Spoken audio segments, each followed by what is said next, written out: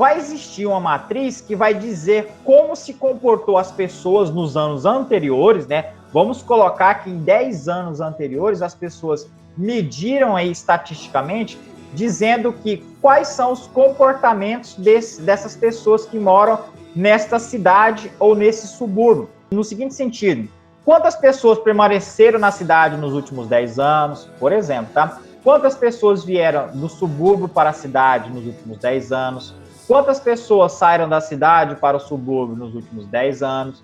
E quantas pessoas permaneceram no subúrbio dos últimos 10 anos? Então, esse tipo de estatística é chamado de matriz de transição. E ele é representado sempre por uma figura, vai ser por um gráfico, tá? Vocês vão ter essa informação ou vai dar a própria matriz. Então, vamos entender o seguinte, ó.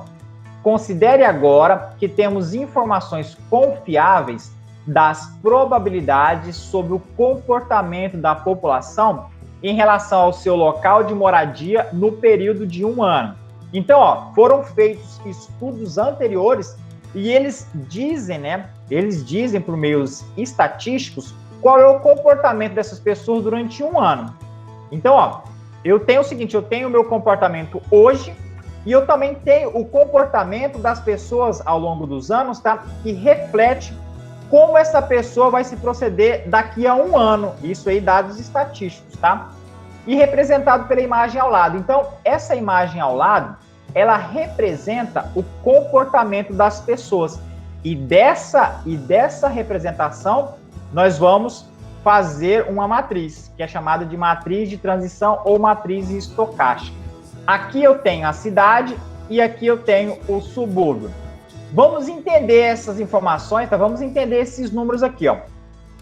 Da cidade para a cidade, veja esse número, 0,95. Aqui está em dado de porcentagem. Isso significa que 95% das pessoas que moravam na cidade, dentro de 1 ano, tem grande chance também, nesse caso de 95%, de continuar na cidade.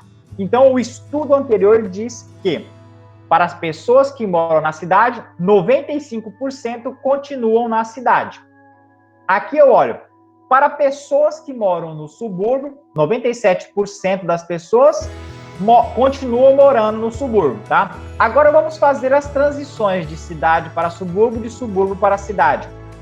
Pessoas que moram na cidade, em 12 meses, né, em 1 ano, 5%, nesse caso é 0,05, vão para o subúrbio. E 3%, que neste caso é 0,03, saem do subúrbio e vão para a cidade. Então, vocês têm todos os dados necessários para fazer a matriz de transição.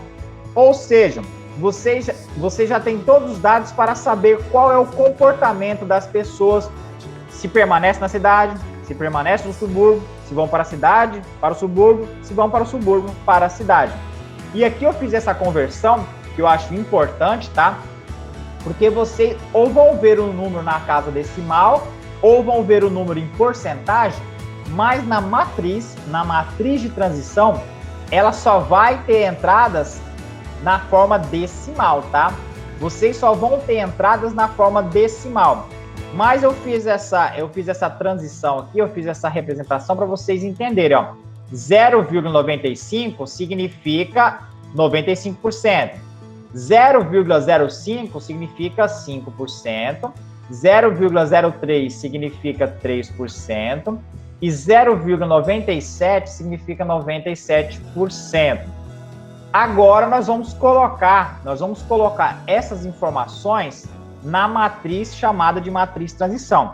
Então, eu primeiro precisei ter um vetor chamado de vetor de estado inicial, que é como está hoje, e eu preciso de uma matriz de transição para dizer como possivelmente vai estar amanhã.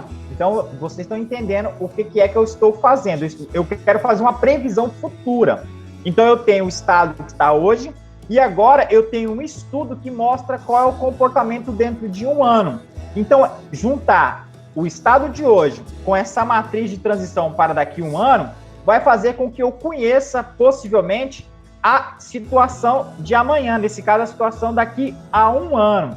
Então é isso o que diz as cadeias de Markov. Eles conseguem dar estudos, previsões futuras determinados, né, pelo estado atual e pelos estudos anteriores, mostrando comportamentos anteriores.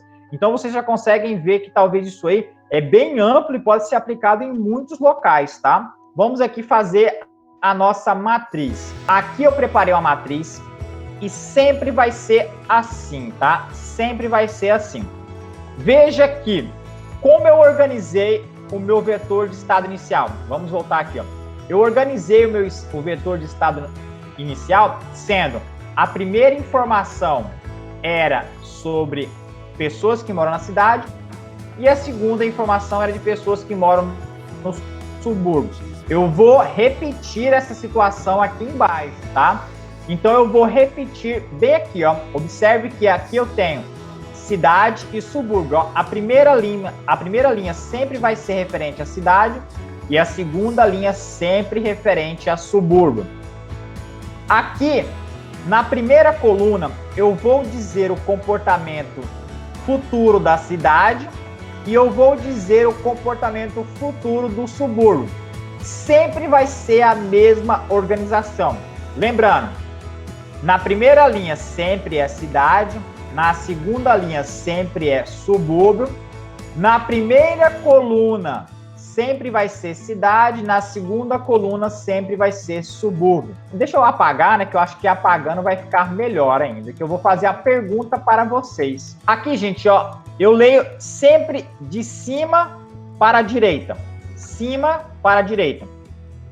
Qual é a porcentagem de pessoas que saem e vão de cidade para cidade? Aí eu vou olhar aqui, ó, probabilidade de morador que continua na cidade. Nesse caso é cidade para cidade. É de 0,95. Então vocês lêem, ó, de cidade para cidade. De cidade para cidade. 95%. Agora eu venho, ó, de cidade para subúrbio. Eu olho aqui, ó. Qual que é a probabilidade da pessoa, do morador mudar para o subúrbio? Nesse caso, probabilidade do morador, que nesse caso é da cidade, mudar para o subúrbio. É de 0,05, ou seja, 5%. Então, eu respondi qual é o comportamento das pessoas da cidade, tanto para cidade, continuar na cidade, quanto para ir para o subúrbio. Agora eu venho de subúrbio para... Então, ó, de subúrbio para a cidade. Eu olho, quantos moradores saíram do subúrbio para a cidade? Probabilidade de um morador mudar para a cidade. Nesse caso, do subúrbio para a cidade. Eu olho, subúrbio para cidade é de 3%, 0,03. Agora eu vejo, qual a probabilidade de subúrbio para subúrbio? Probabilidade de morador continuar no subúrbio, que é de subúrbio para subúrbio, de 0,97. Opa, 0,97. Essa matriz de transição é só isso, gente. É vocês organizarem a matriz sempre respeitando de e para. De, para. Na primeira coluna sempre vai ser um determinado, nesse caso, local, e na segunda coluna, outro local. Na primeira coluna sempre vai ser um determinado objeto e na segunda coluna outro determinado objeto. E sempre você vai respeitar a ordem dos vetores iniciais. No vetor inicial, eu primeiro coloquei cidade, a proporção da cidade, que naquele caso ali era de 60%, 0,6, e depois eu coloquei o subúrbio.